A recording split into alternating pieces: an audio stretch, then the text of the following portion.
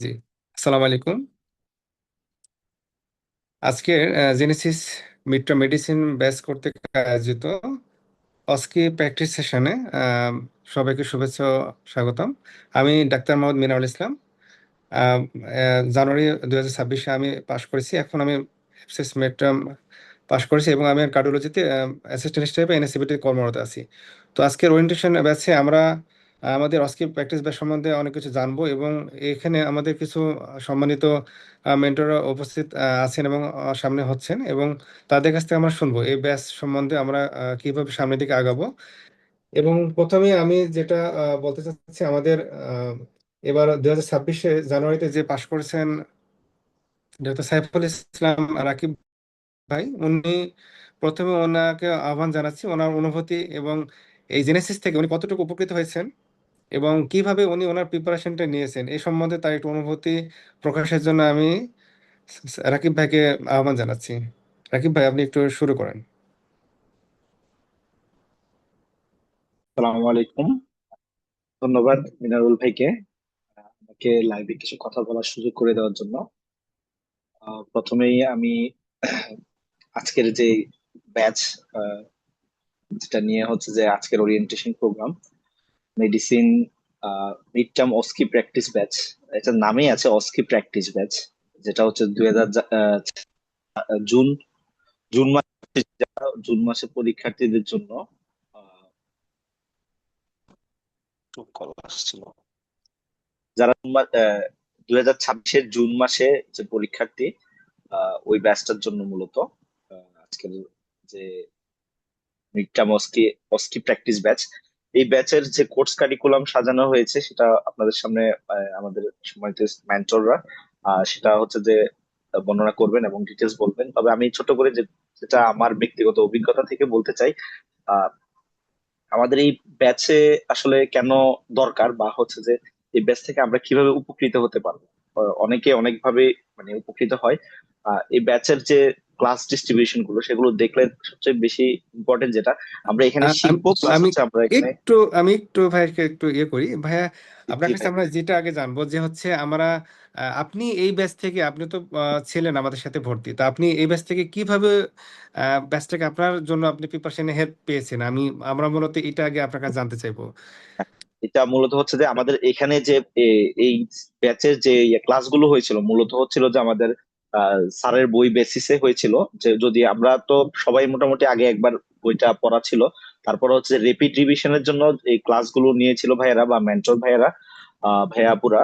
সেক্ষেত্রে হচ্ছে যে আমাদের দ্রুত রিভিশনের ক্ষেত্রে খুব বেশি হেল্প হয়েছে। দ্বিতীয়ত এক্সামিনেশনের যে ক্লাসগুলো, এক্সামিনেশনের ক্লাসগুলোর ক্ষেত্রে আমাদের মেন্টররা আমাদেরকে যখন এক্সামিনেশন গুলো দেখাই দিত, পরবর্তীতে হচ্ছে যে আমাদের দুইজন বা তিনজন হচ্ছে যে স্টুডেন্ট বেসিসে হচ্ছে যে মেন্টর থাকতো, এবং ওনারা হচ্ছে যে আমাদের আমরা যে এক্সামিনেশন গুলো করতাম সেগুলো হচ্ছে যে কোনো পিট ফল্ট বা কোনো জায়গায় ভুল হচ্ছে কিনা সেগুলো হচ্ছে যে মানে ধরাই দিত এবং হচ্ছে যে কারেকশন করে দিত। আমরা বেশ কয়েকবার হচ্ছে যে প্র্যাকটিস করার সুযোগ পেয়েছি। পাশাপাশি এই ব্যাচের কিছু স্পেশাল ক্লাস যেগুলো আছে, স্পেশালি হচ্ছে যে আমাদের কি বলে যে মেজিক্যাল সেশন, ওসপি, বিশেষ করে কাউন্সিলিং, এরপরে হচ্ছে হিস্ট্রি টেকিং যে ক্লাসগুলো, সেগুলো হচ্ছে যে আমাদের খুবই কাজে দিয়েছে। বিশেষ করে যখন আপনার পরীক্ষার হলে আপনার এক্সামিনেশনটা কমন পড়েনি ম্যাক্সিমামেরই, সেক্ষেত্রে হচ্ছে যে আমাদের কাউন্সিলিং এবং হিস্ট্রি টেকিং দিয়ে পরীক্ষা পাশ করে আসা লাগছে। সেক্ষেত্রে সেই জায়গাটাতে আহ, যদি আপনি পুরোপুরি আমাদের এই এই ক্লাসগুলো যারা ফলো করছে, বা হচ্ছে যে আহ, আমাদের এই টেকনিক গুলো যেগুলো শিখাই দিয়েছিল বা প্র্যাকটিস করাতে যে উপকারগুলো হয়েছিল, সেগুলো আমরা হচ্ছে যে ফিডব্যাকটা পরীক্ষার হলে যেই আসলে বুঝতে পারি। এর আগে আপনি যত কিছুই বলি হচ্ছে যে মানে টেবিলে বসা, পরীক্ষার টেবিলে বসার আগ পর্যন্ত সেটার ফিডব্যাকটা আপনি হচ্ছে যে ওইভাবে বুঝতে পারবেন না কেউ।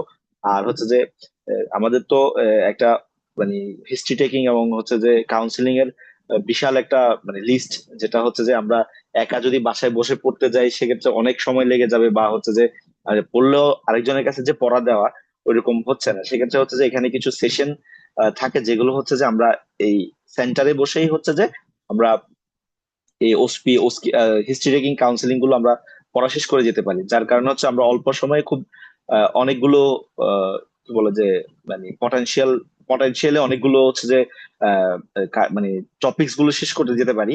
আর যে জায়গাগুলোতে ল্যাকিংস আছে সেগুলোতে অলওয়েজ আমাদের যে মেন্টররা ভাইয়েরা আপুরা ছিল সব সময় গ্রুপে কানেক্টেড ছিল। যে কোনো সময় ওনাদের নিজেদের পরীক্ষা সত্ত্বেও আমাদেরকে যথেষ্ট হেল্প করেছে এবং হচ্ছে যে আহ, সাহায্য করার চেষ্টা করেছিল এবং যে কোনো গ্যাপ হচ্ছে যে অ্যাডজাস্ট করার চেষ্টা করেছিল। পাশাপাশি গাইডলাইনের যে বিষয়গুলো, গাইডলাইন বলতে প্র্যাকটিস ব্যাচের যে গাইডলাইন, সেই গাইডলাইন গুলো ও, মানে বিশেষ করে হচ্ছে যে আমাদের ন্যাশনাল গাইডলাইন গুলো যেগুলো দরকার ছিল। গাইডলাইন তো বিশাল একটা জায়গা যেখানে কনসাইজ করে আমাদেরকে গোছানো ছিল সহজ অনেকটাই। করে দেওয়ার বিষয়গুলো হচ্ছে যে আমরা এখান থেকেই পেয়ে গেছিলাম। এই আর কি। ধন্যবাদ ভাইয়া। এর এর বাইরেও হচ্ছে যে এই ক্লাসের যে কারিকুলামটা বা আমাদের যে এই ক্লাসের যে ক্লাস ডিস্ট্রিবিউশন গুলো, এগুলো দেখলেই, এগুলো মেন্টর ভাইয়েরা অবশ্যই আপনাদের সামনে হচ্ছে যে ডিটেলস বলবে। সেগুলো দেখলেই হচ্ছে যে আমরা মানে এই ক্লাসের যে স্পেশালিটিটা সেটা আসলে বুঝতে পারবো। এই আর কি। রাকিব ভাইকে জানতে চাচ্ছি, মানে এই ব্যাচটা আপনারা যখন করছিলেন তখন হচ্ছে যে এটা কি আমাদের ইউজুয়ালি তো পরীক্ষার এটা আমরা পর পর বা রিটেনে একটু আগে শুরু করি, তো এই যে এইটা কি ওই সময়টা কি আসলে সাফিসিয়েন্ট, নাকি এক্ষেত্রে আগে করা না, উচিত ছিল? আসলে আসলে বিসিবিএস যেটা করে আর কি, আমাদের রিটেনের রেজাল্ট দিতে আমাদের অনেক লেট করে ফেলে। দেখা যাচ্ছে যে আর 2 দিন সময় থাকে। আসলে ওই সময় খুব বেশি মানে রিটেন দিয়ে আসার পরে, মানে আগে থেকে যদি ভর্তি না থাকে বা কিছুটা স্টার্ট না করা থাকে, রিটেন দিয়ে এসে মানে অনেকেরই হচ্ছে যে মন খারাপ থাকে যে পাশ করব আদৌ ফেল করব কিনা। একটা দোটানায় থাকে, যার কারণে হচ্ছে যে একটু আগে থেকে আগায় না রাখলে পরবর্তীতে ওই জায়গায় ওই সময় যে আসলে খুব বেশি উপকার হয় না এটা বলবো না, কিন্তু আসলে মানে ইফেক্টিভনেসটা আসলে কম হয়, সেটাই। ধন্যবাদ মেহেদি ভাইকে, রাকিব ভাইকে। এ পর্যায়ে আমরা আসলে এই ধন্যবাদ। ব্যাচটা, জি, আচ্ছা, আম, এই পর্যায়ে আমার এই বিষয়ে আমরা যেটা স্কিপ প্র্যাকটিস ব্যাচে এবার আমরা এইচ এম সৈয়দ চৌধুরী ভাইকে আমন্ত্রণ জানাচ্ছি। ভাই যে বিষয়ে আলোকপাত করবেন সেটা হচ্ছে যে এই ব্যাচের আমাদের আসলে অস্কি অসপি এই সম্বন্ধে মার্ক ডিস্ট্রিবিউশন এবং অসপি প্রিপারেশনটা কিভাবে নিব এক্ষেত্রে সৈয়দুদ্দিন ভাই যদি ওনার উনি যে সম্মানিত জনপ্রিয় মেন্টর, উনি ওনার অনুভূতি বা উনি উপদেশ যেটা আমাদের জন্য দিবেন আমরা শোনার জন্য অপেক্ষা করছি ভাই। আসসালামু আলাইকুম, শোনা যাচ্ছে আমার কথা? জি ভাই, শোনা যাচ্ছে। আচ্ছা, সবার প্রথমে আমি সবাইকে ধন্যবাদ আমার এই সেশনটা জয়েন করার জন্য। তো আমি আজকে 2022 সালে যখন জুলাইতে প্রথমবারের মতো মিড টার্মে অস্কি অস্কি পরীক্ষা দিতে বসি, ওই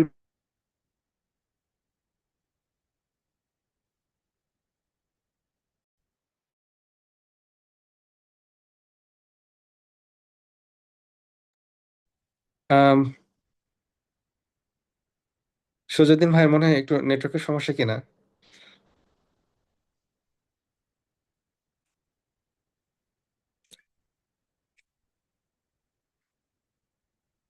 হ্যালো।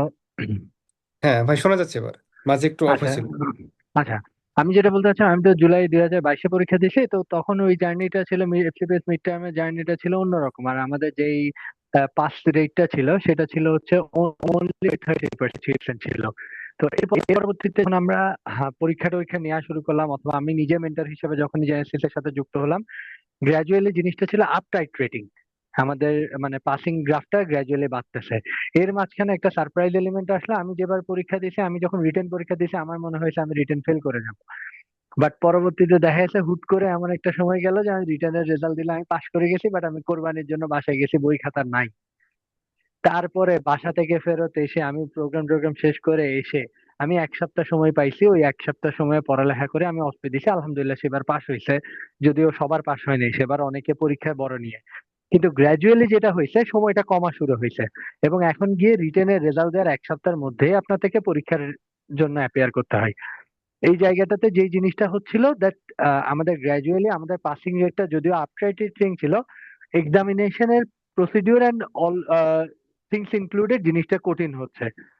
এই কঠিন হচ্ছে এই জিনিসটা যখনই আমরা এক্সপ্রেস করার চেষ্টা করি। এবারের পরীক্ষা জাস্ট আমি একটু একটু ভয় লাগানোর কথা বলেন আর যেটাই বলেন, এবারে টোটাল পরীক্ষার্থী ছিল প্রায় 576 জনের মতো। যেখানের মধ্যে রিটেনে পাশ করছে 294 জনের মতো। তো আপনি যদি গ্রাফিক্যালি চিন্তা করেন, আপনার 60%-এর মতো পাশ হয়েছে শুধুমাত্র। এর পরবর্তীতে যদি আমি অস্পিতে মানে টোটালি আমাদের এফসিপিএস মিড টার্ম পাশ করছে হচ্ছে শুধুমাত্র 175 জন। এটা কিন্তু খুবই কনসার্নিং একটা ইস্যু। আপনারা যারা আজকে সেশন জয়েন করছেন তারা এটা ঠিক ঠিকই ওই 33%-এর মতো। এখন এই জায়গায় আমি যদি আপনাদেরকে বলি, আমরা তাইলে এই জিনিসটা ডিফেন্ড করার জন্য অথবা এই জিনিসটা থেকে উত্তরণের জন্য আমরা কি করব? এই জিনিসটা উত্তরণের জন্য সবচেয়ে বেস্ট পলিসি ছিল হচ্ছে আমাদের জেনেসিসের এফসিপিএস মিড টার্মের ক্ষেত্রে এই অস্কি মানে প্র্যাকটিস ব্যাচটা।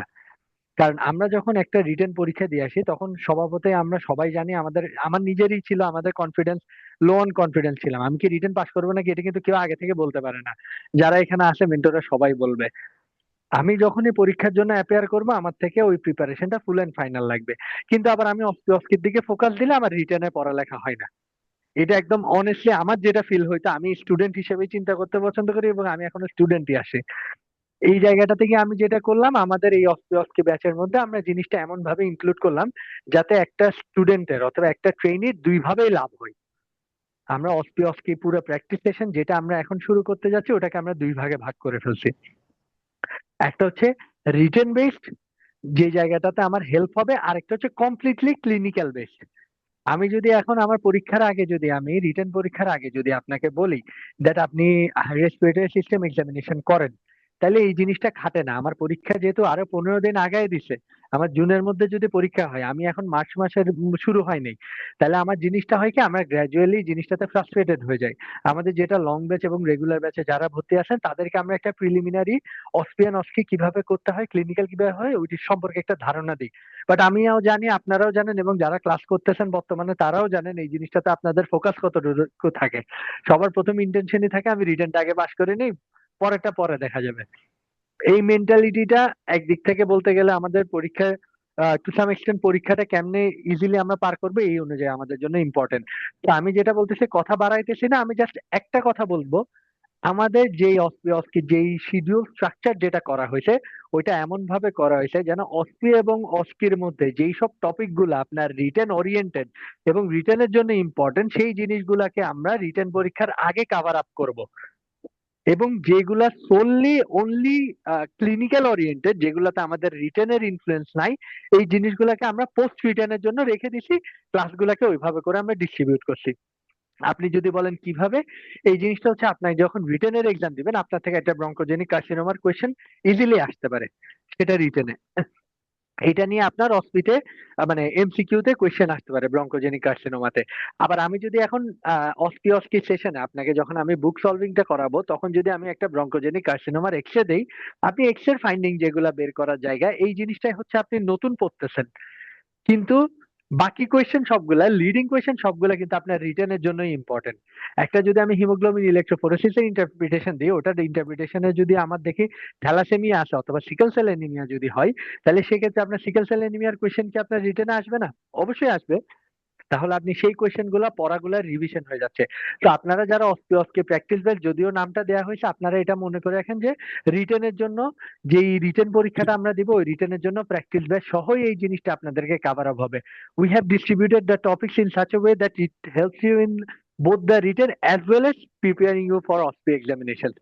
এখন আপনাদের যদি কোয়েশ্চেন থাকে, আপনাদের যদি কোয়ারি থাকে, আমাদের এখানে মেন্টররা সবাই আছে, আপনাদেরকে পার্সোনালিও আমরা সবাই মিলে গাইড করবো। বাট এখানে একটা মানুষও পাবেন না যারা আপনাদেরকে এটার বাইরে কথা বলবে। অনেকেই আছে যারা রিটেনের পরে জয়েন করে, জিনিসটা অনেক রাশ হয় এবং আপনি 7 দিনের মধ্যে পুরো সিস্টেম সলভ করা আসলে কি পরিমাণ হিউম্যানলি পসিবল সেটা আমার জানা নেই। আমি নিজে বললাম আমি নিজে 5 দিনের মধ্যে পড়ালেখা করছি। এখন আপনি বলেন ভাই আপনি যে এতগুলো কথা বলতেছেন, what is your supporting evidence? আমার সাপোর্টিং এভিডেন্স হচ্ছে আমার জেনেসিসের মধ্যে আমাদের টোটাল অ্যাডমিশন যারা পোস্ট রিটেন মানে যারা এই অস্কি প্র্যাকটিস ব্যাচে অ্যাডমিট ছিল, আমার 128 জন মতো অ্যাডমিট ছিল সোললি, এবং আমাদের জেনেসিসের পাস রেট হচ্ছে 112 জন। তো এর থেকে বেটার মানে এন্ডোর্সমেন্ট আমি আর কিছু করতে পারবো না এই ক্ষেত্রে।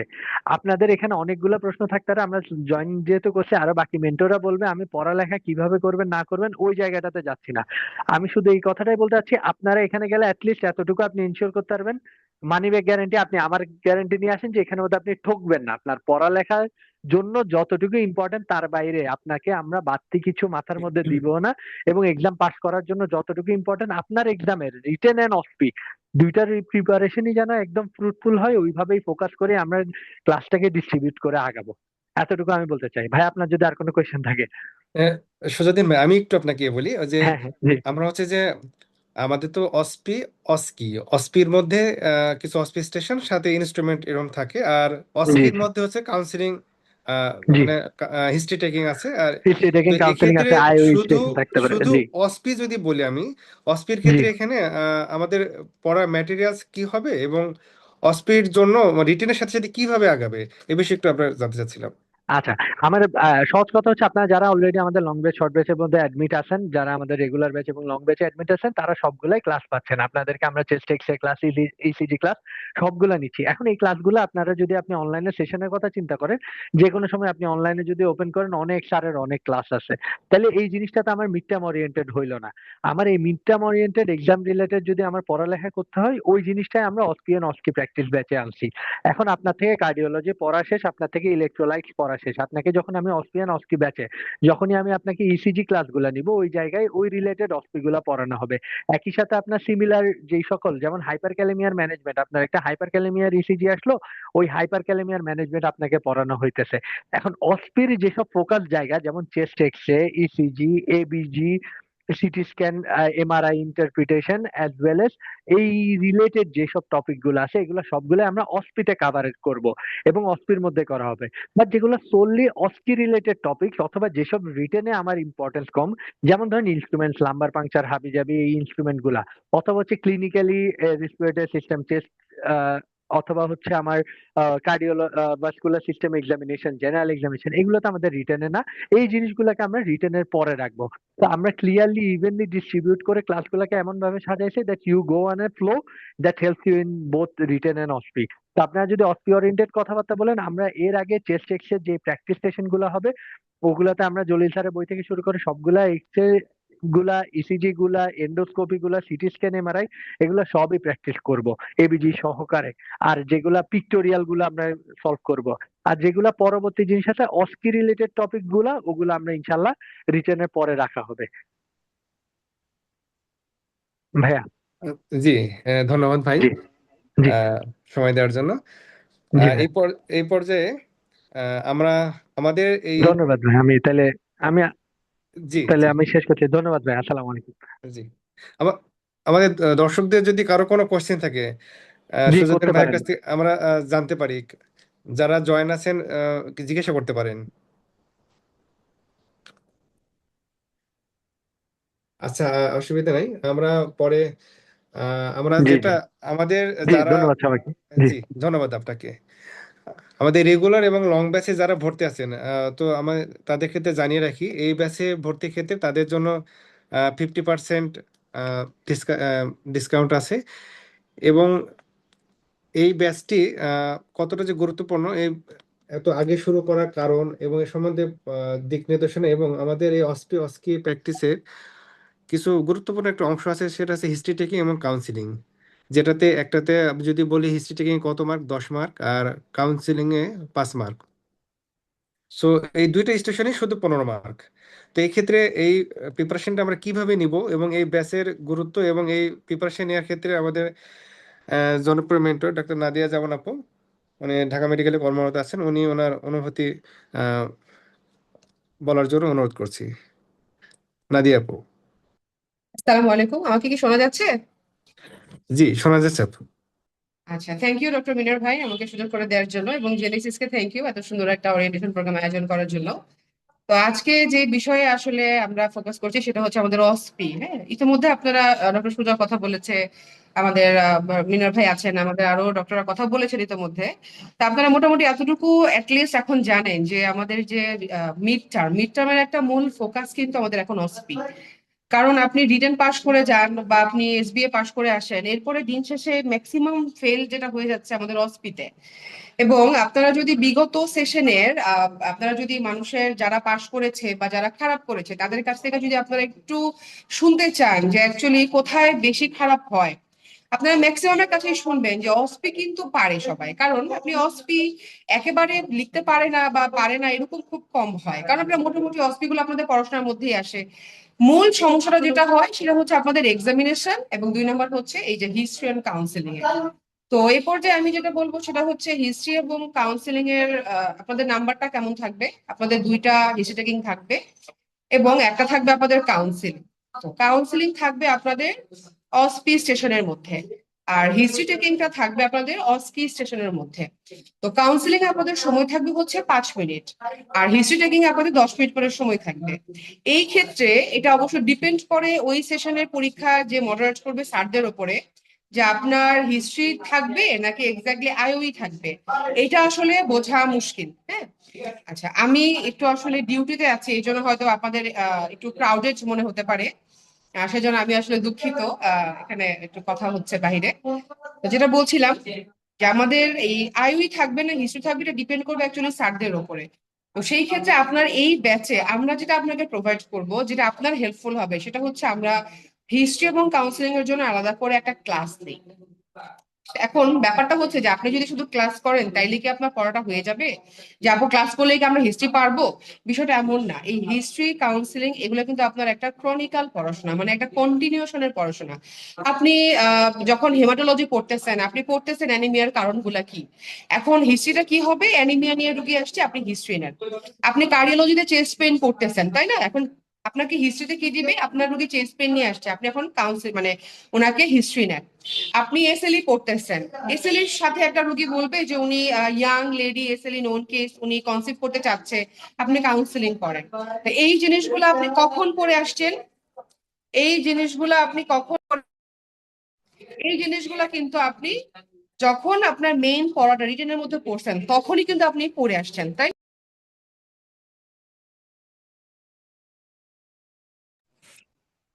আচ্ছা, এই জিনিসগুলো আপনি যখন মেইন পড়াশোনা করতেছেন তখনই আপনি পড়ে আসছেন। তো ওই সময়টা থেকে আপনার মেন্টাল প্রিপারেশন থাকবে এরকম, যে আপনি যখন যেই টপিকটা পড়তেছেন সেই টপিক থেকে আপনি কিভাবে এইটা হিস্ট্রি আসলে রেডি করবেন। ফর এক্সাম্পল, যেমন ধরেন আমি ক্লাসে যখন সাইকিয়াট্রি পড়াই বা আমি যখন অঙ্কোলজি পড়াই, বা যেই টপিকটা আমরা যে মেন্টরই পড়াই না কেন, আমরা কিন্তু ক্লাসে এটা বলে দিই যে আপনার এই টপিক থেকে রিটেন এটা আসবে, এই টপিক থেকে এটা এসবি এর জন্য বেশি ইম্পর্টেন্ট, এই টপিক থেকে কিন্তু আপনাকে একটু হিস্ট্রি এবং কাউন্সিলিং এর জন্য রেডি হতে হবে। তাহলে যখন আপনি যে টপিকটা এখনই সময় আছে আপনার হাতে, যেহেতু সামনে পরীক্ষার সময় আছে প্রায় আরো অনেক দিন, তো এই কয়েক মাস আপনাকে এই প্যাটার্নে আপনাকে প্রতিটা টপিক পড়ার সময় মাথায় সেট করতে হবে যে এখান থেকে কি প্রশ্ন আসতে পারে, এটা কি হিস্ট্রি আসতে পারে, এখান থেকে কি অসপিয়া আমাদের আসতে পারে, নাকি এখানে কাউন্সিলিং আসবে। তখন আপনি ওই টপিকটাকে মাথায় রেখে একটু জাস্ট ওভারভিউ করে যাবেন। এরপরে আমরা আপনাকে যে সাপোর্টটা দিব সেটা হচ্ছে আমরা একটা ক্লাস নেব স্পেশালি হিস্ট্রি এবং কাউন্সিলিং এর উপরে। এখানে আমরা আপনাদেরকে একদম মানে স্টেপ ওয়াইজ একদম শুরু থেকে শেষ পর্যন্ত আপনি কি বলবেন, কিভাবে বলবেন। একটা হিস্ট্রি নেয় কিন্তু আর্ট, হ্যাঁ, হিস্ট্রি কিন্তু আপনি চাইলেই দেখবেন আপনি অনেক জানেন, অনেক পারেন। আপনি রোগীর সামনে যে যখন স্যার আপনার সামনে বসে থাকবে, আপনি হুট করে দেখবেন আর মাথায় প্রশ্ন আসছে না। 10 মিনিট সময় দেখা যাবে কি আপনার 3 মিনিটের মধ্যে আপনার প্রশ্ন করা শেষ। এরপর আপনার প্রশ্ন খুঁজে পাবেন না, আপনার ওই সময় কিন্তু আমরা থট ব্লক হয়ে যায়, বা আমাদের যে সিকোয়েন্সিয়াল যে প্রশ্নগুলো একটা মিস হয়ে গেলে দেখা যায় যে একটা বাল্ক অফ প্যাটার্ন বা একটা সেগমেন্ট আপনি প্রশ্নই করেন নাই, বাদ চলে গেছে। ওই সময়টা মাথায় আসে না, যখন মাথায় আসে তখন বেল পড়ে যায়, তখন আর কিছু করার থাকে না। তো সেই দিক থেকে এই যে মানে একটা যে ফ্লো চার্ট বলেন বা একটা যে প্যাটার্ন, একটা যে টেকনিক, একটা যে ট্রিক্স, এইটা আমরা আপনাদেরকে ক্লাসের মাধ্যমে একেবারে মানে আমি যেটা বলি যে আমরা কেউ মুখস্থ করাই দিব ক্লাসের মধ্যে, এটা আপনাকে আশা করি ক্লাস করে যে উপকৃত হয় নাই এরকম খুব কমই আছে। এটা আপনারা যদি জিজ্ঞেস করেন আপনারা এটা বুঝতে পারবেন সবার কাছ থেকে শুনে, সবার এক্সপিরিয়েন্স থেকে। তো এইটা এক নাম্বার। দ্বিতীয়ত যেটা আমাদের একটা স্পেশাল যে ব্যাপারটা থাকে সেটা হচ্ছে ম্যাজিক্যাল সেশন, যেটাকে আমরা আরেক অর্থে বলি আইস ব্রেকিং সেশন। এটার ইম্পর্টেন্সটা কি, এখন আপনারা যারা এই ব্যাচগুলোতে থাকেন আপনারা অনেক সময় মনে করেন যে আচ্ছা হিস্ট্রি ক্লাস তো করছি, ম্যাজিক্যাল সেশনে যাওয়া লাগবে না।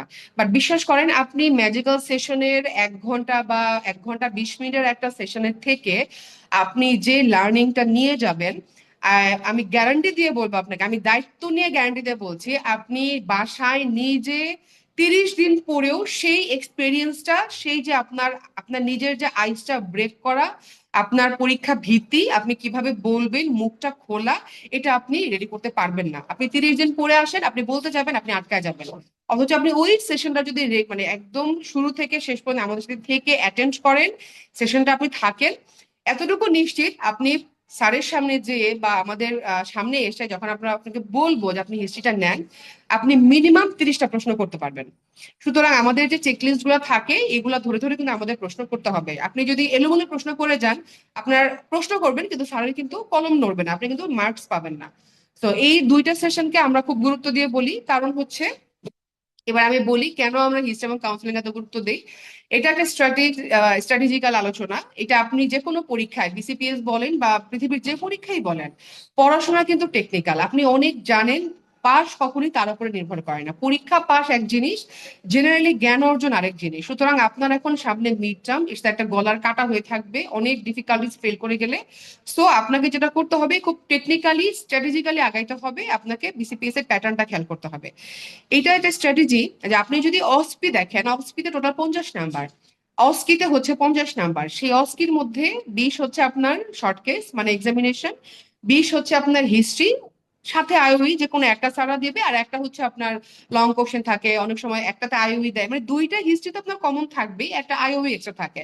তো আইওইটাও এক অর্থে হিস্ট্রি যারা ভালো করে পারেন, যারা হিস্ট্রি টেকিংটা ভালো পারবেন বা তাদের জন্য আইওইটাও অনেক হেল্পফুল হয়।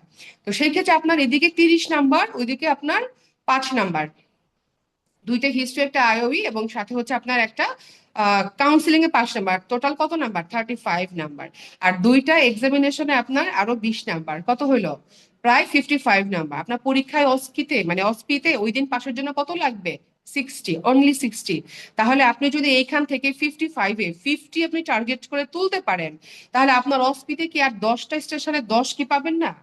10 না, আপনি 10 স্টেশনে 2 করে পেলে আপনি 20 পাবেন। সুতরাং পাস কিন্তু আপনার কনফার্ম হয়ে থাকবে। এখন আসেন, যদি বলেন যে আমি সারা বছর সারা মাস জলিল স্যারের বই একদম পড়ে ভেজে ফেলতেছি, আমি অসপি সিটি এমআরআই নিয়ে সারাদিন পড়ে থাকতেছি, সব পারবো, ইসিজি নিয়ে পড়ে থাকতেছি, এই দিকে আমি হিস্ট্রি, কাউন্সিলিং এবং আইওই এবং এক্সামিনেশনকে আমি গুরুত্ব দিই নাই, তাইলে কি হবে? যখন আপনি রিটেনটা শেষ করে অসপির আগে যে টাইমটা পাবেন, 7 দিন বা সর্বোচ্চ 10 দিন, এর উপরে আপনারা পাবেন না, হাইয়েস্ট 10 দিন, তার মধ্যে আপনাদের সিস্টেম লস যাবে। প্রথম দিন পরীক্ষা দিয়ে আপনারা ফ্যাটিক থাকবেন, শুরু করতে করতে একদিন চলে যাবে। সো ওভারঅল আপনি 7 দিন পাবেন। 7 দিনে কোয়াইট ইম্পসিবল, আমি রিপিট, ইটস কোয়াইট ইম্পসিবল, আপনি জীবনেও সারা মাস প্র্যাকটিস না করলে আপনি 7 দিনে এই 5টা সেগমেন্ট আপনি শুধু প্র্যাকটিস করে কুলাতে পারবেন না। সুতরাং এই সেকশনগুলো আপনি এখন থেকেই, এক্সামিনেশনের ব্যাপারে আপনাদের আরো মেন্টররা বলবেন, এই জিনিসগুলো আপনারা রেডি করবেন। এবং হিস্ট্রি, কাউন্সিলিং এটা একদিনের কোনো পড়া না, এটা আপনাকে ক্রনিক্যালি যখন যে সিস্টেমটা পড়বেন সেটার সাথে সাথে একটু একটু করে পড়ে আসতে হবে, হালকা করে। জাস্ট অ্যাবডোমিনাল পেইনের কারণ কি, কারণগুলো একটু পড়ে গেলেন। জন্ডিস নিয়ে আসছে, জন্ডিসের কজোলজি গুলো কি, আপনি রিটেন পড়ার সময় একবার রিডিং করে চলে গেলেন।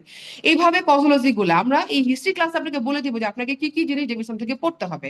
এছাড়া ধরেন আপনি আমাদের যে আব্দুল্লাহ স্যারের বইয়ের শুরুতে দেখবেন যে হিস্ট্রি টেকিং এর একটা প্যাটার্ন আছে, এটা আপনি একবার রিডিং করলেন, ওখানে কিছু কোশ্চেন থাকে, জয়েন্ট পেইন হলে আপনি কি কি কোশ্চেন করবেন, ফিভার নিয়ে আসলে আপনি কি কি কোশ্চেন করবেন। এই জিনিসগুলো তো আসলে একদিনের পড়া না, ইটস টাইম কনজিউমিং পড়া। হ্যাঁ, তো এইগুলো যদি আপনি এখন থেকে আস্তে আস্তে পড়েন, আর সাথে আমাদের ক্লাসগুলো রেগুলারলি অ্যাটেন্ড করেন, এবং স্পেশালি আমি এটা দিয়ে শেষ করে দিব, আপনি যদি জেনেসিস এর মক 2টা সিনসিয়ারলি দেন পরবর্তীতে, মানে আমরা অস্পেসেশনের আগে কথা বলছি, তাহলে আমার মনে হয় না যে আপনার প্রিপারেশনে আর কোনো ল্যাকিংস থাকবে। তো আমার মনে হয় আপনারা এখন থেকেই মানে রিটেনের পাশাপাশি হিস্ট্রি এক্সামিনেশন গুলাকে সাইমালটেনিয়াসলি প্রিপারেশন নিতে থাকেন। কারণ মিড টার্ম আসলে একটা সিঙ্গেল পড়াশোনা দিয়ে হয় না, এটা আমরা সবসময় বলি যে কিভাবে পড়বেন, এক লাইনে অ্যান্সার হচ্ছে সাইমালটেনিয়াস পড়া।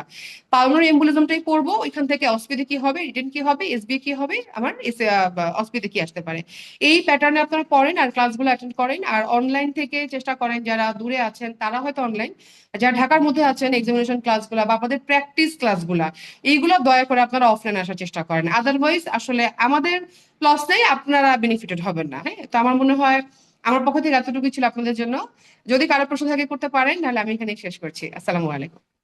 নাদিয়া আপু, আমার একটু কোশ্চেন আছে। আনিকা আপু আমাদের সাথে উপস্থিত হতে পারছেন না। তো এখানে আপনি যেটা বললেন যে এক্সামিনেশন যেগুলো আছে, দুইটা স্টেশন মতো থাকে, যে এক্সামিনেশন এবং হচ্ছে যে ইনস্ট্রুমেন্ট এই ব্যাপারে একটু যদি আপনি সংক্ষেপে কিছু বলতেন, এই আচ্ছা ব্যাচে আমরা কিভাবে কি এটাকে আগায় নিব প্রিপারেশনের ক্ষেত্রে।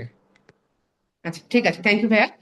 এক্সামিনেশন এবং ইনস্ট্রুমেন্টের ব্যাপারে যেটা ইম্পর্টেন্ট কথা, প্রথম কথা এক্সামিনেশন তো আমাদের এই ব্যাচে আমরা আপনাদেরকে, যদি এটা হচ্ছে প্র্যাকটিস ব্যাচ, আমরা আপনাদেরকে এখানে এক্সামিনেশনের এটা আপনাদেরকে একটা ক্লাস দিয়ে দেওয়া হবে, সেটা রেকর্ডেড ফর্মে হোক বা যে কোনো ফর্মেই হোক, আপনাদেরকে একটা ক্লাস প্রোভাইড করা হবে। আপনারা যেহেতু এটা কিন্তু প্র্যাকটিস ব্যাচ, এটা মাথায় রাখবেন, প্র্যাকটিস মানে কিন্তু এখানে প্র্যাকটিসটাই মূল ফোকাস, হ্যাঁ, এটা হচ্ছে প্র্যাকটিস ব্যাচ।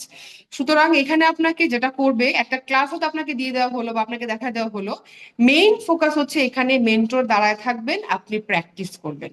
প্র্যাকটিসের দিন আপনি আগে থেকে ক্লাস যদি দেখার হয় দেখে আপনি রেডি হয়ে চলে আসবেন, বা আপনি আপনার মতন করে যদি রেডি হয়ে আসেন, এইখানে আপনার হচ্ছে এটা আসলে শুধু হিস্ট্রির বেলায় না, সবকিছুরই আইস ব্রেকিং। মানে আপনি এক্সামিনারের সামনে যে প্র্যাকটিস করতে গেলে দেখবেন আমরা যেটা হয়, এরপরে কি করব, হাতটাকে এদিকে দিব না ওইদিকে দিব, আচ্ছা এরপরে আমি কোথায় দেখবো, এরপরে কি আমি নেকে যাব, আমি কি রেডিশন দেখবো, কি দেখবো, এই যে চিন্তা একটা করার যে একটা জড়তা জড়তা মাইক্রোসেকেন্ড যেটা পজ দূর দিবেন, হয়। জি। এই মাইক্রোসেকেন্ড যে পজ দিবেন, তখন কিন্তু স্যার বুঝে যাবে যে আপনি প্র্যাকটিস না, আপনি রেগুলার এটা 2 বছর ধরে করেন নাই। সেই জন্য আপনাদের মূল ফোকাস থাকবে যে আপনারা ক্লাসগুলো আগে দেখবেন, ক্লাস আপনাদের প্রোভাইড করাই হবে, সেটা যে বললাম রেকর্ডেড ফর্মে হোক বা লাইভ ব্যাচে হোক। ক্লাসটা দেখে আপনি প্র্যাকটিসের দিন চলে আসবেন, প্র্যাকটিস মেন্টরের সামনে করবেন, মেন্টর ওদের আপনাদের ইন্ডিভিজুয়ালি বা একটা গ্রুপিং করে আপনাদেরকে প্র্যাকটিস করতে দিবে এবং সে অ্যাসেস করবে যে আপনাদের কোথায় ভুল হচ্ছে, হাতে কলমে ধরায় আপনাকে কারেকশন করে দিবে। তো এইটা কিন্তু ইম্পর্টেন্ট। তো এখন থেকে যদি আপনি কারেক্টেড হয়ে যান, আপনি কিন্তু যখনই ওয়ার্ডে আসবেন, ধরেন আপনি গতকালকে রেসপিরেটরিটা কারেক্টেড ফর্মে মেন্টরের সামনে করে গেলেন, পরের দিন ওয়ার্ডে এসে আপনি ওইটাই প্র্যাকটিস করবেন, এই যে ডে বাই ডে করবেন, এটা আপনার প্র্যাকটিসে চলে আসবে। এটা একটা। আর যেটা ভাইয়া বললেন যে আমাদের ইনস্ট্রুমেন্টের ব্যাপারটা, ইনস্ট্রুমেন্ট এটা আসলে আমাদের একটা ক্লাস থাকবে, ওই ক্লাসের পরে আপনারা বুঝে যাবে যে আপনাদেরকে কোন কোন ইনস্ট্রুমেন্ট গুলো পড়তে হবে, কোন কোন প্রসিডিউর গুলো পড়তে হবে, প্রসিডিউর গুলো দেখাই দেওয়া হবে, কি কি কি স্টেপস আছে, একটা কি কি ইনস্ট্রুমেন্ট পড়তে হবে এটা। তারপরেও আমরা আসলে একটা কথা বলি যে আমরা আসলে মাছ ম্যাচিওর, হ্যাঁ, we are much more mature. আপনি যখন ডেভিডসন পড়বেন দেখবেন একটা ইনহেলারের ছবি আছে। আপনি যখন একটা এলপি পড়বেন, মানে এলপির ফাইন্ডিং পড়বেন, বা আপনি সিএনএস এর চ্যাপ্টারটা পড়বেন, একটা এলপি পড়তেছেন, ইন্ডিকেশন অফ এলপি কি আছে, তার মানে আপনাকে তখন মাথায় খেয়াল করতে হবে এলপির একটা আপনাকে নিডল দিতে পারে ইনস্ট্রুমেন্ট হিসেবে, অথবা একটা এলপি প্রসিডিউর দিতে পারে। আপনি যখন প্লুরাল ইফিউশনের ইভালুয়েশন পড়তেছেন রিটেনের জন্য, তখন আপনার মাথায় আসবে যে এটা থেকে তাহলে আমাকে একটা প্রসিডিউর দিতে পারে। তাহলে এই জিনিসগুলাই আপনাকে মাথায় রেখে একটু একটু করে পড়ে ফেলতে হবে। আপনি যখনই ইনহেলার পড়বেন, সাথে সাথে আপনার ডেভিডসন ইনহেলারের একটা সুন্দর ছবি আছে, আপনাকে স্টেপস গুলো তাহলে দেখে ফেলতে হবে। এগুলো সবই আপনাকে ক্লাসে দেখায় দিবে, পড়ায় দিবে, বলে দিবে। আপনাকে যেটা করতে হবে এখানে এসে প্র্যাকটিসটা করতে হবে। আর এক্সামিনেশনটা অবশ্যই অবশ্যই অনলাইনে তো সম্ভব না, মানে খুব একটা ভালো হয় না প্র্যাকটিসটা, আপনি কি করলেন মেন্টর ভাবে দেখতে পারবেন না। অফলাইনে এসে প্র্যাকটিস করার চেষ্টা করবেন, এবং শুধু প্র্যাকটিস যে এখানে মেন্টর করাই দিল ওই আশায় থেকে যাওয়া যাবে না যে আজকে তো দেখছি মাশাল্লাহ অসুবিধা নাই পারবো। এটা মনে হবে পারবো, বাট স্যারের সামনে গিয়ে আপনার বডি ল্যাঙ্গুয়েজে স্যারকে বলে দিবে যে আপনি কি রেগুলার করেছেন নাকি ইন্টারমিডিয়েট ফর্মে, আমরা যেটা বলি যে মাঝে মাঝে পরীক্ষার আগে আগে করেছে। স্যাররা আসলে বুঝে এগুলা, হ্যাঁ, জাস্ট আপনার একটা অ্যাপ্রোচ দেখলেই স্যার বুঝবে। সো আপনি এটা যে করবেন এখন লাস্ট যে 2-3 মাস আছে, কন্টিনিউয়াসলি প্রতিদিন ওয়ার্ডে এসে একটা করে এক্সামিনেশন হলেও আপনি স্টেপ ওয়াইজ করবেন। এবার একটু কথা বলি এক্সামিনেশনের একটা মোস্ট ইম্পর্টেন্ট কথা। এই সেশনে দেখেছেন আপনারা এক্সামিনেশন কিন্তু এখন আর মিড টার্ম লেভেলে স্পেসিফিক্যালি সীমাবদ্ধ নাই। এবার পরীক্ষায় কি আসছে, এবার আপনাদের স্পাইন এক্সামিনেশন আসছে, এসআই জয়েন্ট এক্সামিনেশন আসছে। সুতরাং আমরা আগে যেটা ভাবতাম যে মিড টার্ম মানেই মনে হয় বসলেই তো পাস, আসলে ব্যাপারটা এরকম না। সুতরাং আপনারা যখন যে সিস্টেমটা পড়বেন, ফর এক্সাম্পল আপনি একটা প্লুরাল ইফিউশন পড়তেছেন, তখন আপনার মাথায় চিন্তা করতে হবে যে ইফিউশন নিয়ে যদি আমাকে একটা সিনারিও দেয়, দিতে পারে এরকম যে আমাকে তো রুগী হয়তো নাও দিতে পারে, বা আনস্টেবল রুগী থাকলে দিবে না, বলা যায় না, বিসিবিএস ভেরি আনপ্রেডিক্টেবল। আমি এখনো বলি যে বিসিবিএস কোন দিন আপনাদের মিড টার্মে অরিজিনাল রুগী দিয়ে বসাই দিবে এক্সামিনেশনে, এটা আসলে প্রেডিক্ট করা মুশকিল। তো সেই ক্ষেত্রে আপনারা রেডি থাকবেন সবসময় ওর্স কন্ডিশনের জন্য। তা আপনি যখন ইফিউশন পড়তেছেন তখনই আপনি চিন্তা করবেন যে একটা রুগী যদি আমার কাছে ইফিউশন নিয়ে আসে, আমাকে যদি এরকম একটা সিনারিও দিয়ে কোশ্চেন দিয়ে দেয়, এখন যদি বলে ডু দ্য রিলিভেন্ট এক্সামিনেশন, এবং এই প্যাটার্নে কিন্তু আমার সময় পরীক্ষায় আসছে। আমার সময় একটা সিনারিও ছিল, একটা রোগীর ওভারেন কার্সিনোমা, এখন হচ্ছে মানে কোশ্চেন এরকম ছিল, তার হচ্ছে সেরেবেলার ডিসঅর্ডার গুলা কোশ্চেনে বলা ছিল। তা আমরা পরে বুঝছি যে এটা আমাকে কি করা লাগবে, এটা হচ্ছে মেটাস্টাসিস হয়ে সেরেবেলামে, তাহলে আমাকে এখন সেরেবেলার এক্সামিনেশন করা লাগবে। অথচ কোশ্চেনের কিন্তু মেইন প্যাটার্নটা ছিল যে ওনার ওভারিয়ান ক্যান্সার। তা আমরা চিন্তা করছি ওভারিয়ান ক্যান্সার আমরা তাহলে কি এক্সামিন করবো, পরে প্রশ্ন পরে বুঝছি যে আচ্ছা এটা তো ম্যাটস হয়েছে, আমাকে এখন সেরেবেলারটা দেখতে হবে, আদার্স মেটাস্টাটিক ফাইন্ডিং গুলো খুঁজতে হবে। তো এই রকমের প্যাটার্ন দিয়ে সিনারিও দেয়। তখন আপনাকে কিন্তু বলবে ডু দ্য রিলিভেন্ট, আপনাকে এভাবে আর বলবে না আপনি রেসপিরেটরি করেন ফ্রম ব্যাক। এগুলো তো ফিফথ ইয়ারের স্যারদের ভাষা, এগুলো ফিফথ ইয়ারের পড়াশোনা। এখন আর এই প্যাটার্নে মিড টার্মটা হয় না। তো তখন আপনি পড়ার সময় আপনাকে একটা চেকলিস্ট করে ফেলতে হবে ইন্ডিভিজুয়ালি, যে একটা ইফিউশন নিয়ে আসলে আমি কি কি দেখবো। তাহলে একটা ইফিউশনের যে আপনার ডিডি গুলো আসবে, ফর এক্সাম্পল আমরা জানি যে এসএল এর জন্য আমাদের ইফিউশন হতে পারে, সেই ক্ষেত্রে আপনাকে যদি স্যার এখন ক্রস কোশ্চেনে জিজ্ঞেস করে যে আচ্ছা আপনার এই পেশেন্টকে আপনি আপনি কি কি জিজ্ঞেস করতে চান একটু বলেন তো, স্যারদের কিন্তু ক্রস কোশ্চেন একটা নাম্বার থাকে, তখন কিন্তু আপনাকে বলতে হবে যে স্যার আমি ওনাকে এই হিস্ট্রি নিতে চাই, কারণ আপনার একটা কজ হচ্ছে এসএলই, ফিমেল রোগী একটা যদি ইফিউশন নিয়ে আসে ইউনিল্যাটারাল, অবশ্যই আপনি বলবেন না, তখন আপনাকে হিস্ট্রিতে জিজ্ঞেস করতে পারে। তাহলে যখন আপনি পড়বেন, পড়ার সময় আপনাকে এই জিনিসগুলো ভেঙে ভেঙে পড়তে হবে। যেমন আপনি যখন রিউমাটোলজি পড়বেন, আমরা তো অ্যানকাইলোজিং খুব ইম্পর্টেন্স দিয়ে পড়ি, কিন্তু দেখেন এবার প্রশ্নটাই আসছে আমাদের এসআই জয়েন্ট এবং স্পাইন। তো যখন যে টপিকটা পড়বো সেই টপিকের রিলিভেন্ট এক্সামিনেশন আমি কিভাবে পড়বো। যখন আপনি অনকোলজি পড়বেন, আপনি সুপিরিয়র ভেনা কেবল অবস্ট্রাকশন পড়বেন, তখন আপনাকে খেয়াল করতে হবে যে আমার এখানে এক্সামিনেশন কি আছে। তাহলে আমার এখানে একটা স্পেসিফিক এক্সামিনেশন হচ্ছে আমাকে ব্রঙ্কোজেনিক কার্সিনোমার ফেভারে জেনারেল এক্সামিনেশন কি কি দেখতে হবে, আমাকে এগুলা মাথায় রেখে পড়তে হবে। আমি আর কি করতে পারি, আমাকে একটা প্যাম্পারটন করতে হইতে পারে, যদিও এটা করতে বলবে না, বাট আপনাকে জিজ্ঞেস করতে পারে। তো যখন যে সিস্টেম পড়বেন সেইটার অন এক্সামিনেশন, সেটা জেনারেলি আপনি কি দেখবেন, সিস্টেমিক ইনকোয়ারিতে আপনি কি দেখবেন, ওটা যদি আপনি পড়ার সময় নিজের মতন করে একটা নোট রেখে পড়তে থাকেন, সাথে জেনেসিসের ক্লাসগুলো করেন, ক্লাসে তো সব আপনাদেরকে বলে দিয়েই হবে যে রিলিভেন্ট কি দেখবেন, এক্সামিনেশন মানে ফোকাসলি কোনটা দেখবেন। তো আমার মনে হয় আপনাদের আর কোনো কিছু বাকি থাকবে না। হ্যাঁ, এবার যেমন পরীক্ষার্থীরা অনেকেই ডিফিকাল্টি ফেস করেছে স্পাইনের ব্যাপারে, তা আশা করি যে আমরা ক্লাসে পড়ার সময় কিন্তু ঠিকই বলে দেই, অনেক সময় দেখা যায় যে আপনারা তখন গুরুত্ব দিয়ে দেখেন না। তো এখন আর সেই দিন নাই, মিড টার্মকে খুব গুরুত্ব দিয়ে দেখতে হবে, উপায় নাই আসলে আমাদের আর। আমার মনে হয় এক্সামিনেশন আর হচ্ছে আপনাদের কি ওই যে ইনস্ট্রুমেন্ট নিয়ে আর কারো কোয়ারি থাকার কথা যদি থাকে আপনারা প্রশ্ন করতে পারেন।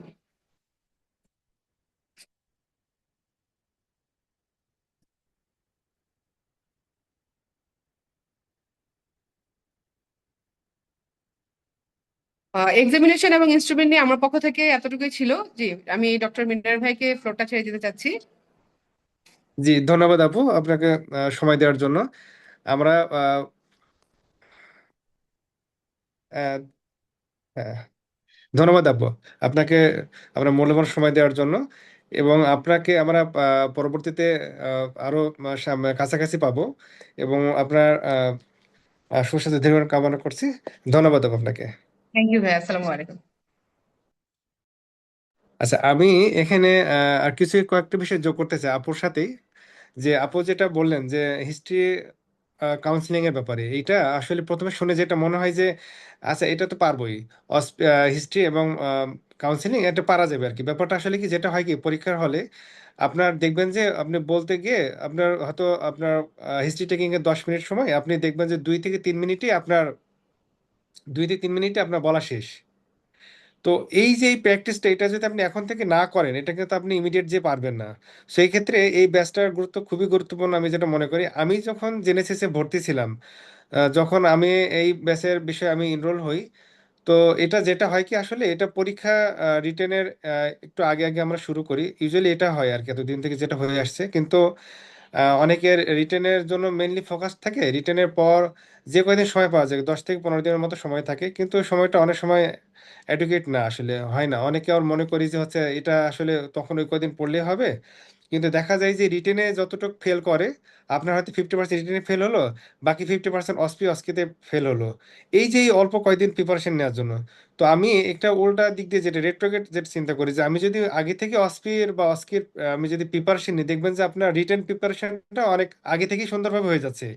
একই পড়া, আপনি একই জিনিস, আপনি জলি স্যারের বই যদি আপনি ফলো করেন, এখানে অস্কির জন্য যে ইয়েটা দেওয়া আছে, আপনি এখানে আপনি ওইটা যদি পড়েন, দেখবেন যে আপনার রিটেন পড়াটাও কাভার হয়ে যাচ্ছে। সো আপনি এখন থেকে যদি এটা ফোকাস হন, আমার কাছে এটা মনে হয়েছে কেন এই অস্কি ব্যাচটা আরো আগে থেকে শুরু হয় না কেন।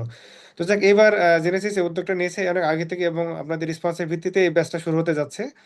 তো এই আগে থেকে হলে যেটা হবে কি, আপনি ফোকাস থাকবেন। আরেকটা বিষয় যেটা আমি বলি, যে আমরা সবাই কোথাও ট্রেনিং করি, কোথাও না কোথাও আমরা কর্মরত আছি, পাশাপাশি আমাদের পরীক্ষাটা দিতে হচ্ছে। তো মিড টার্ম কিন্তু আসলে আগের মতো নাই। মিড টার্ম অনেকটাই কঠিন করে ফেলছে। এখন সামনে যে আসলে লাইভ কেস যেটাকে বলে প্যাথোলজি, এরকম আলো যদি কেস দিয়ে দিবে না, এটা খুব মানে অসম্ভব কিছু নাই। আমার মনে হয় যে আপনার প্রিপারেশন ওইভাবেই নিয়ে মানে এখন থেকে আগাইতে হবে, এবং ঢাকায় যারা আছি তারা আমরা চেষ্টা করব যে জেনেসিসে এসে সরাসরি আমি পরীক্ষা দিব, আমি প্র্যাকটিস সেশনে থাকবো, আমাদের ম্যাজিক্যাল সেশনে থাকবো। যতক্ষণ আপনি না আসবেন আপনার এটা কিন্তু আপনার ভিতরে ফিলও আসবে না। এটা দূর থেকে অনলাইনে ওই ইয়াটা আসলে ভাইবটা আসে না। তো আপনি যেটা করবেন, আপনি ঢাকার মধ্যে থাকলে কষ্ট করে একটু আমাদের সেন্টারে এসে পরীক্ষা দিবেন, আমাদের সামনে প্র্যাকটিস করবেন। এবং অস্পির যে পড়াগুলো যে দিনে দিনে দিনে পড়াগুলো আপনি দিনে দিনে ছোট্ট পারলে আপনি পড়ে নিলেন, আপনি পড়াগুলো জমা রাখলেন না, তাহলে আপনার হবে কি আপনার রিটেনটাও আপনার কভার হবে, সাথে সাথে অস্পির জন্য আপনার এক্সট্রা কোনো টেনশন করতে হবে না। এটা একটা ব্যাপার। আরেকটা ব্যাপার হচ্ছে যে সো এই ব্যাচটা এই আগে শুরু করার গুরুত্ব কারণে এটা যে আমার যাতে অস্পিতে যে 50% ফেলটা হয়ে যাচ্ছে রিটেনের পরে, এটা যাতে আপনাদের অনেকটা উপকারে আসে আর কি। এই পর্যায়ে কি কারো কোনো কথা আছে কি, না থাকলে আমাদের মেন্টররা আছেন, ওনারা প্রশ্নের উত্তর দিবেন, বা আমিও যদি আহ, বলবো আর কি। কেউ কি কিছু বলতে চান? আচ্ছা, এই ব্যাচটি হচ্ছে আমাদের সম্মানিত গেস্ট হিসেবে ডাক্তার আশিকুর রহমান খান, সহকারী অধ্যাপক স্যার, উনি ঢাকা মেডিকেল কর্মরত ছিলেন, উনি সময় দেওয়ার কথা বলেছিলেন, একটু ব্যস্ততার কারণে উনি সময় দিতে পারেননি।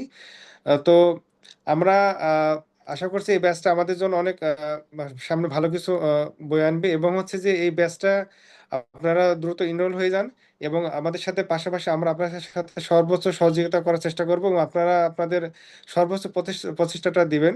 এবং এই বলে আমি আজকে আমার সংক্ষিপ্ত বক্তব্য শেষ করছি। আসসালামু আলাইকুম।